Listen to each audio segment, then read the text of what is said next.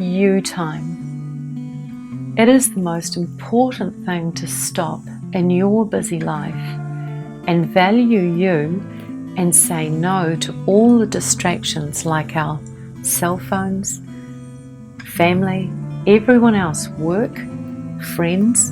It's just blocking out time just for you.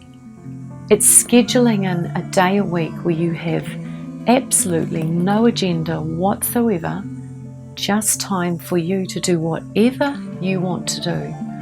Often we're pulled from pillar to post with all these things that we're doing, catching up with family, friends, breakfasts out, and we're not actually allowing ourselves the time of just you time. So if you can, schedule it into your week, schedule it into your month, or start the year off looking at the whole year planner and blocking out that beautiful you time before your year starts rolling out of control.